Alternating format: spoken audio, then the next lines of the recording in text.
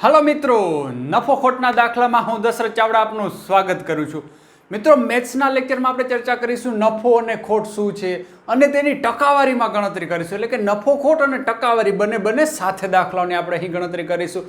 તો નફો ખોટની શરૂઆત કરતા પહેલા કેટલીક ટર્મ્સ છે એની માહિતી મેળવી લઈએ। તો નફો ખોટમાં અગત્યનું હોય છે મૂળ કિંમત શું છે, પડતર કિંમત શું છે, ત્યારબાદ વેચાણ કિંમત શું છે, નફો શું છે, ખોટ શું છે, આ અગત્યનું છે। તો એની કેટલીક વ્યાખ્યાઓ આપણે જોઈ લઈએ। તો સર્વપ્રથમ આપણે જોઈએ મૂળ કિંમત। મૂળ કિંમત એટલે શું થાય? તો મૂળ કિંમત એટલે સામાન્ય અર્થમાં ખરીદ કિંમત, એટલે કે કોઈ પણ દુકાનદાર કે કોઈ પણ વેપારી કે આપણે કોઈ પણ વસ્તુની જે ખરીદી કરીએ, 100 રૂપિયાની આપણે બુક લઈએ તો એને કહેવામાં આવે છે મૂળ કિંમત અથવા તો ખરીદ કિંમત કહેવામાં આવે છે। એ એની થઈ ખરીદ કિંમત। ત્યારબાદ આવે છે વેચાણ કિંમત। વેચાણ કિંમત એટલે સરળ જ છે, આપણે જે કિંમતે વસ્તુઓને વેચીએ છીએ તેને વેચાણ કિંમત કહેવામાં આવે છે। જેમ કે 100 રૂપિયામાં લીધેલી બુક આપણે 120માં વેચી, ધારો કે કોઈની મૂળ કિંમત 100 રૂપિયા છે, મૂળ કિંમત એક બુકની મૂળ કિંમત 100 રૂપિયા છે, હવે એને આપણે વેચીએ છીએ 120 રૂપિયામાં, તો 100 છે એ મૂળ કિંમત અથવા તો ખરીદ કિંમત છે અને 120 છે વેચાણ કિંમત થઈ। હવે આપણે જોઈએ નફો। તો નફો એટલે શું? નફો એટલે કે આપણે કંઈક પ્રાપ્ત થાય અથવા તો દુકાનદારને કંઈક લાભ પ્રાપ્ત થાય એને નફો કહે છે। અને ખોટ એટલે શું? ખોટ એટલે કે એને જે કિંમતે ખરીદેલું તેના કરતાં સસ્તામાં વેચે છે, એટલે એને કંઈક નુકસાની ભોગવવી પડે, એને ખોટ કહેવામાં આવે છે। હવે આપણે આ ટર્મ્સમાં જોઈએ તો 120 એની વેચાણ કિંમત હતી, તો એમાંથી જે એની ખરીદ કિંમત અથવા તો મૂળ કિંમત બાદ કરીએ તો 20 મળે છે, એટલે કે વધારે કિંમતમાં વેચાણ કર્યું, એટલે અહીંયા 20 રૂપિયા નફો થઈ ગયો કહેવાય। હવે અહીંયા ખોટ નથી થતી। હવે ખોટની વાત કરીએ તો ધારો કે એની મૂળ કિંમત 140 રૂપિયા હતી, કોઈ પણ બુકની મૂળ કિંમત 140 રૂપિયામાં ખરીદવામાં આવી હતી, હવે એ બુકને 120 રૂપિયામાં વેચવામાં આવે છે, તો શું થયું? એને 140ના બદલે 120માં વેચી, એટલે કે 20 રૂપિયા એને ખોટ ખાઈને નુકસાન કરીને વેચી, તો એને કહેવામાં આવે છે ખોટ। એટલે નફો બરાબર, નફાનું આપણે સૂત્ર જોઈએ તો નફો બરાબર વેચાણ કિંમત, કારણ કે અહીંયા વેચાણ કિંમત છે એ જ મોટી હોવાની છે અને એમાંથી બાદ કરવાની છે, મૂળ કિંમત કરી શકીએ અથવા તો આપણે ખરીદ કિંમત પણ કહી શકીએ બાદ કરવાની। હવે એવી જ રીતે આપણે ખોટ છે, ખોટનું સૂત્ર જોઈએ તો ખોટ બરાબર થશે, અહીંયા ખોટમાં શું છે? અહીંયા મૂળ કિંમત છે મોટી છે, વેચાણ કિંમત છે નાની થઈ જાય છે, એટલે જ નુકસાન કરીએ છીએ, તો અહીંયા મોટી કિંમત છે મૂળ કિંમત અથવા તો આપણે એને ખરીદ કિંમત પણ કહીએ છીએ, એમાંથી બાદ કરવાની છે વેચાણ કિંમત। આ થઈ ગયું નફા અને ખોટનું સૂત્ર।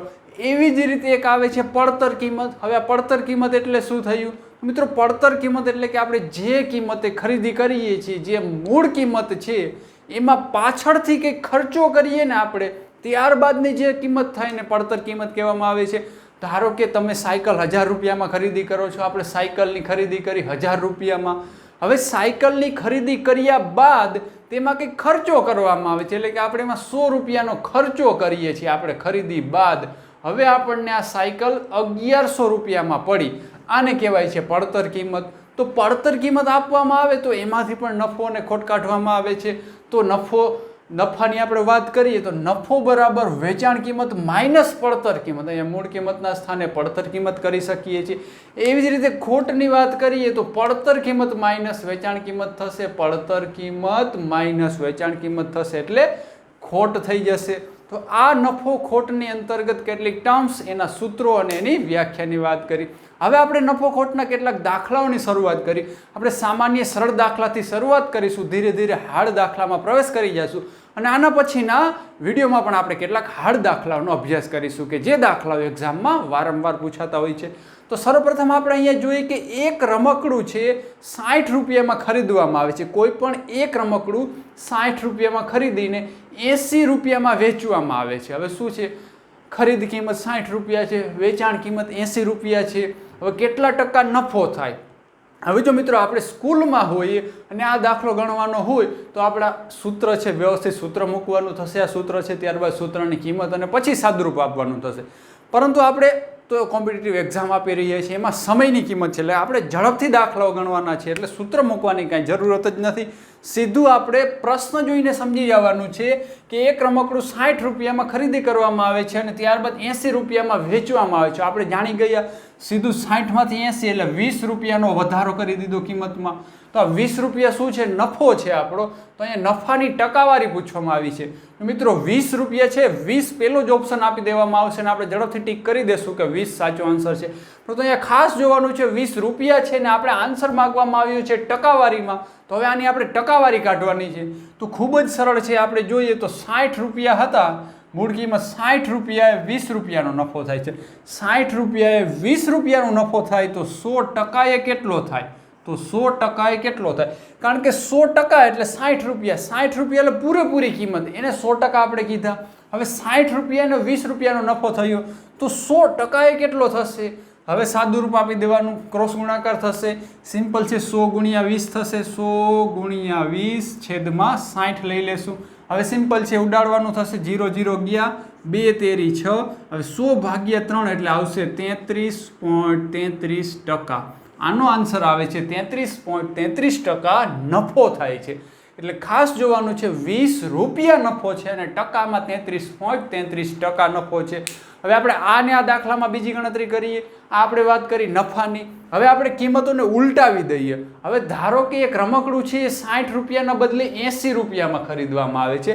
કોઈ પણ એક રમકડું 80 રૂપિયામાં ખરીદવામાં આવ્યું હોય અને આ રમકડું 80ના બદલે 60 રૂપિયામાં વેચવામાં આવે તો આપણે જાણીએ છીએ કે નફાના બદલે આ શું થઈ ગયું? ખોટ થઈ ગઈ. હવે કેટલા ટકા ખોટ છે એની આપણે ગણતરી કરીએ. હવે આપણે જાણીએ છીએ 80ના બદલે 60માં વેચ્યું એટલે 20 રૂપિયાનો ગાળો થઈ ગયો. તો આપણે જાણી ગઈએ કે અહીંયા ખોટ કેટલી છે? 20 રૂપિયા ખોટ થઈ ગઈ. અહીંયા ખોટ છે 20 રૂપિયા. હવે બસ આ જ પદ્ધતિનો અહીંયા ઉપયોગ કરવાનો છે. હવે 80 એ 20 રૂપિયાની ખોટ, 80 એ 20 રૂપિયાની ખોટ. જેમ આપણે અહીં જોયું 60 એ 20 રૂપિયાનો નફો, અહીંયા આપણે 60 લીધા હતા, જ્યારે અહીંયા આપણે 80 લઈએ છીએ. એટલે અહીંયા ખોટ છે, એટલે આપણે જે મૂળ કિંમત છે 80 એ 80 અહીંયા લીધી. હવે 80 એ 20 છે તો 100% કેટલા થશે? 100% કેટલા થશે? આવી રીતે મૂકશું. હવે સિમ્પલ છે, ક્રોસ ગુણાકાર કરી દેશું. તો ક્રોસ ગુણાકારમાં થશે 100 ગુણ્યા 20 ને છેદમાં આવી જશે 80. 100 ગુણ્યા 20 છેદમાં 80. હવે 0 0 ગયા ને 2 ચોક 8. હવે 100ના છેદમાં 4 એટલે 4 ને 100 ને 4 વડે ભાગી લાવશે 25. એટલે આનો આન્સર આવે છે 25%. જો આવી રીતે ઉલટાવી દેવામાં આવે અને ખોટ પૂછવામાં આવે તો 25% ખોટ જાય. આ થયા સરળ દાખલાઓ. હવે આ જ દાખલાઓમાં આપણે આગળ વધીએ અને જોઈએ કે દુકાનદારે એક બુક 240 રૂપિયામાં વેચતા 20% નફો થાય છે. તો બુકની મૂળ કિંમત શોધો. હવે અહીં કંઈક એવું આપવામાં આવ્યું છે, એટલે દુકાનદારની બુક 240માં વેચતા એટલે વેચાણ કિંમત આપી દેવામાં આવી છે. સરળ છે, વેચાણ કિંમત આપી દેવામાં આવી છે અને નફો કહી દેવામાં આવ્યો છે 20% નફો થાય છે. તો જ્યારે નફો, ખોટ, ટકાવારી ક્યાંય પણ ટકા આવે એટલે તમારે 100 ધારવાની તૈયારી રાખવાની. હવે ધારો કે કોઈ પણ વસ્તુની કિંમત 100 રૂપિયા હોય, 100 રૂપિયા એને એમાં 20%નો વધારો થાય એટલે 120 થઈ જાય. સિમ્પલ છે, 120 થઈ જાય. તો હવે આપણે શું કહેવામાં આવે? 20%નો નફો થાય છે. તો 100 રૂપિયા હોય તો 120 રૂપિયા થઈ જાય. તો બસ સિમ્પલ છે. તો 120 એ 240 છે. એનો મતલબ કે 120% કરીએ તો 240 થાય છે. કારણ કે અહીંયા આપણે 20%ના નફા સાથેની રકમ આપવામાં આવી છે. તો 100 ને આવી રીતે ધારવાનું છે અને તમારે કલ્પવાનું છે, વિચાર કરવાનો છે કે જો 100% કિંમત હોય તો 120 થઈ જાય. કારણ કે 20% નફો છે તો 120 થઈ જાય. તો 120% એ 240 રૂપિયા છે. તો આપણે 100% એ કેટલા થશે? એટલે અહીંયા મૂકીશું 100% એ કેટલા થશે. કારણ કે આપણે મૂળ કિંમત શોધવાની છે, એટલે કે મૂળ જે 100 છે 100 સુધી પહોંચવાનું છે. હવે અહીંયા કરીશું આપણે ક્રોસ ગુણાકાર. તો 100 ગુણ્યા 240, 100 ગુણ્યા 240 છેદમાં 120 લખીશું. બસ સિમ્પલ છે. હવે સાદુરૂપ આપવાનું છે. 0 0 ગયા અને 12 દુ 24 થશે. હવે આ થઈ ગયા 200. આ શું થઈ ગયું મિત્રો? 200. એટલે આનું કિંમત આપણે મળી ગઈ 200. એટલે આનો આન્સર આવે છે 200. એટલે કે બુક છે એની મૂળ કિંમત છે 200 રૂપિયા હોય. હવે આપણે ચેક કરવું હોય તો ઉલટી પણ ગણતરી કરી શકીએ. હવે 200 રૂપિયાની બુક છે, એની મૂળ કિંમત અથવા તો પડતર કિંમત છે. હવે એમાં 20% નફો એડ કરવામાં આવે છે. તો બુકની વેચાણ કિંમત શું થશે? તો 100 રૂપિયા 20, 200 રૂપિયા 40 એટલે 240 રૂપિયા તમને મળી જશે. હવે આ જ દાખલાની આપણે ઉલટી ગણતરી કરીએ, જેમ અહીંયા કર્યું હતું એમ. હવે કોઈ પણ એક બુક 240માં વેચતા 20% નફાના બદલે 20% ખોટ જાય છે. અહીંયા 20% નફો હતો, હવે 20% ખોટ જાય છે, તો મૂળ કિંમત શોધો. હવે બસ આ જ પદ્ધતિનો ઉપયોગ કરવાનો છે. હવે આપણે જાણીએ છીએ 20% ખોટ એટલે કે 100% હોય એમાં 20% ખોટ જાય એટલે 20 બાદ થાય એટલે થશે 80%. એટલે શું થશે? 80% થશે. સિમ્પલ છે. હવે આપણે ખોટ સાથેની રકમ આપેલી છે, હવે આપણે મૂળ કિંમત સુધી પહોંચવાનું છે. તો ખોટ 20% હોય એટલે 80% એ 240 આપણે આપેલું છે, તો અહીંયા લખીશું 80 એ 240. આપણે અહીંયા લખીશું 80 એ 240. હવે 100% એ કેટલા? આપણે મૂળ કિંમતે જ આવવાનું, તો 100% એ કેટલા થશે? હવે સિમ્પલ છે. હવે શું કરીશું? હવે ક્રોસ ગુણાકાર કરીશું, જેમ ઉપર કરતા આવીએ. તો 100% ગુણ્યા 240 એટલે 100 ગુણ્યા 240 ને છેદમાં 80 જે આપણે મળશે જવાબ આવશે. હવે આપણે ગણતરી કરી તો આ 0 ગયા 8 તેરી 24, 100 ગુણ્યા 3 એટલે આવે છે 300. તો આની મૂળ કિંમત છે 300 રૂપિયા હોય. ક્યારે? 20% ખોટ જાય તો 300 રૂપિયા હોય, 20% નફો જાય તો 200 રૂપિયાની કિંમત હોય છે. આ થઈ નફા ખોટની ગણતરી. હવે આ જ દાખલામાં આપણે આગળ વધીએ અને બીજા કેટલાક અલગ પ્રકારના દાખલાઓ છે એની ગણતરી કરીએ. તો આપણે અહીંયા આપવામાં આવ્યું છે એક દુકાનદાર છે, ધારો કે કરિયાણાનો કોઈ વેપારી છે, 1 કિલોના બદલે 800 ગ્રામના તોલનો ઉપયોગ કરે છે, તો તેની નફાની ટકાવારી કેટલી થશે? ધારો કે કોઈ પણ કરિયાણાનો દુકાનદાર છે, ત્યાં તમે ખાંડ લેવા જાઓ છો, 1 કિલો ખાંડ લ્યો છો ને 1 કિલો ખાંડના રૂપિયા તમે ચૂકવો છો, પરંતુ એ દુકાનદાર ગડબડી કરે છે તોલ માપમાં, 1 કિલોના બદલે તમને 800 ગ્રામ જ ખાંડ આપે છે, તો 200 ગ્રામની એને ગડબડી કરી તો આ 200 ગ્રામના રૂપિયા તો એને લઈ જ લીધા છે. તો આ નફાની ટકાવારી કેટલી થશે એની આપણે અહીં ગણતરી કરવાની છે.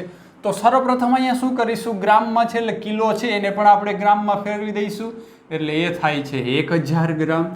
1000 ગ્રામ એ 800 ગ્રામ જ આપે છે, એટલે કેટલા આપે છે? 1000 ગ્રામે 800 ગ્રામ જ આપે છે, એટલે 200 ગ્રામ છે વેપારી ઓછી ખાંડ આપે છે, 200 ગ્રામ ઓછી આપે છે. હવે શું શોધવાનું છે આપણે? નફાની ટકાવારી. તો વેપારીને કેટલો નફો થયો? 200 ગ્રામનો નફો થયો. કેટલો નફો થયો? 200 ગ્રામનો. તો સિમ્પલ છે, વેપારીને 800 એ 200 ગ્રામનો નફો થાય છે. હવે મિત્રો આપણે અહીંયા જોવાનું છે, નફાની વાત આવશે ત્યારે અહીંયા નાની કિંમત આવશે, ખોટની વાત આવશે ત્યારે અહીંયા મોટી કિંમત આવશે.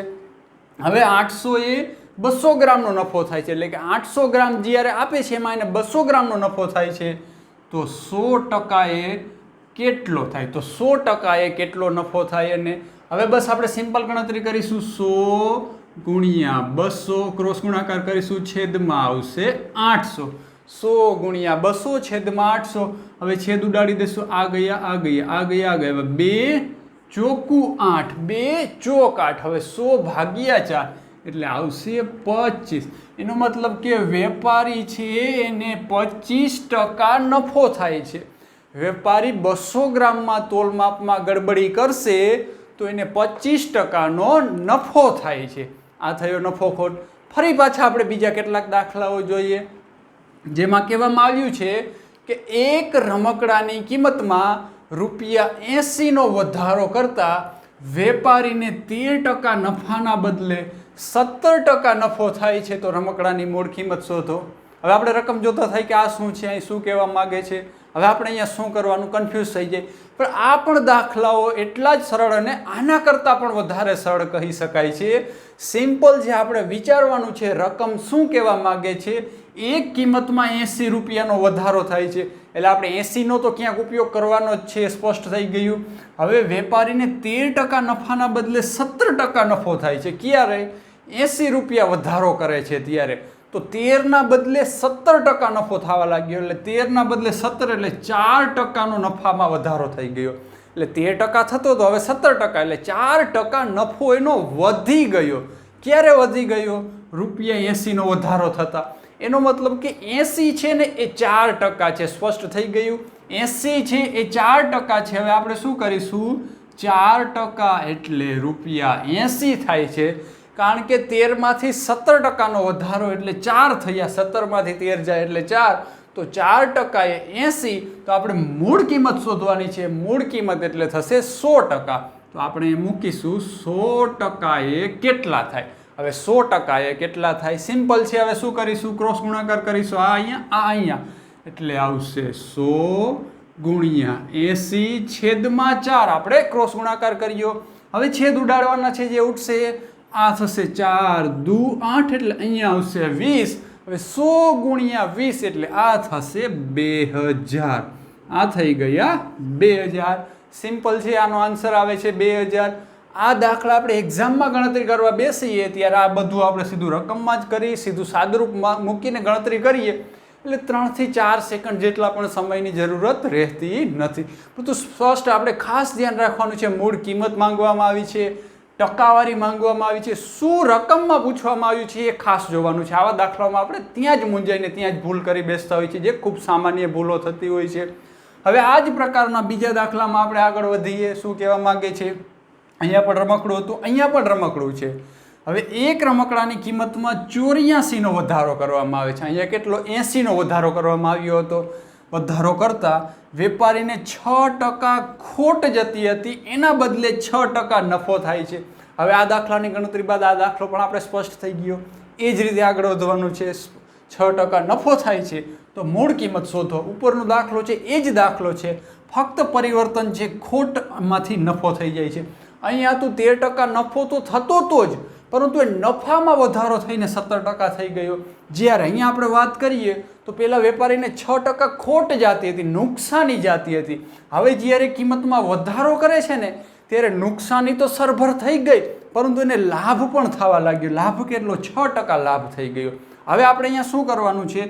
તો 6 થી લઈને 6 સુધી. તો હવે આપણે અહીંયા જેમ 4% આપણે અહીંયા સરળતાથી શોધી લીધા. હવે અહીંયા કેવી રીતે શોધશું? અહીંયા શું 6% લખીશું? તો ના, અહીંયા આવશે 12%. કારણ કે 12% શા માટે આવશે? પહેલાં 6% છે, રિવર્સમાં જશે. 6% ખોટ, 5%, 4, 3, 2, 1 ને આવી રીતે 0 સુધી પહોંચે છે. આ થયા 6. પછી 0 સુધી આ જે મૂળ કિંમત છે, આ મૂળ કિંમતે આવી ગઈ. હવે મૂળ કિંમત પછી ફરી પાછા વધે છે 1, 2, 3, 4, 5 અને 6. એટલે 12%નો વધારો થયો. આ 6 થી લઈને આ 6 સુધી જે વધારો પહોંચ્યો એને કહેવામાં આવે છે 12%. એનો મતલબ કે જે 84 રૂપિયા છે ને 12% બરાબર છે. જેમ અહીંયા 4% 80 રૂપિયા બરાબર હતા, એમ 84 છે 6% બરાબર છે. તો હવે જેમ અહીંયા સાદુરૂપ મૂક્યું એમ જ અહીંયા સાદુરૂપ મૂકીશું. તો 12% હોય તો 84 રૂપિયા થાય. કેટલા? 12% એ 84. હવે આપણે કેટલી મૂળ કિંમત શોધવાની છે? તો મૂળ કિંમત એટલે 100 થઈ જશે. તો 100% એ કેટલા થશે? તો 100% એ કેટલા? હવે આપણે જાણીએ છીએ ક્રોસ ગુણાકાર આપીને સાદુરૂપ આપવાનું છે. આનું અહીંયા એટલે 100 ગુણ્યા 84, 100 ગુણ્યા 84 છેદમાં લખીશું 12. છેદમાં લખીશું 12. હવે શું કરવાનું છે? છેદ ઉડાડવાના છે. છેદ જોઈએ તો 12 ને અહીંયા છે 84. તો આપણે જાણીએ છીએ કે 12 સત્તા 84, 12 સત્તા 84. હવે 100 ગુણ્યા 7. હવે 100 ગુણ્યા 7 કરીએ તો એનો આન્સર આવે છે 700. આનો જવાબ આવે 700. એટલે કે એક રમકડાની કિંમતમાં જો 84 રૂપિયાનો વધારો કરવામાં આવે તો 6% જે ખોટ જતી હતી એના બદલે હવે 6% નફો જાય છે. તો આની મૂળ કિંમત કેટલી હશે? તો આ રમકડાની મૂળ કિંમત હશે 700 રૂપિયા. તો મિત્રો, આ થયા નફા ખોટના દાખલા. એની આપણે ટકાવારી સાથે ગણતરી કરી. તો આ વિડીયો આપને કેવો લાગ્યો? સારો લાગ્યો હોય તો લાઈક કરો, અને આપના કોઈ પણ પ્રશ્નો હોય, સજેશન્સ હોય તો કોમેન્ટ દ્વારા મને જરૂરથી જણાવજો. અને જો હજુ સુધી આપે માય જેપીસી ક્લાસ ચેનલને સબસ્ક્રાઇબ ન કરવી તો જરૂરથી સબસ્ક્રાઇબ કરીને આપના મિત્રો સુધી વિડીયોને શેર કરવા વિનંતી છે. Thank you.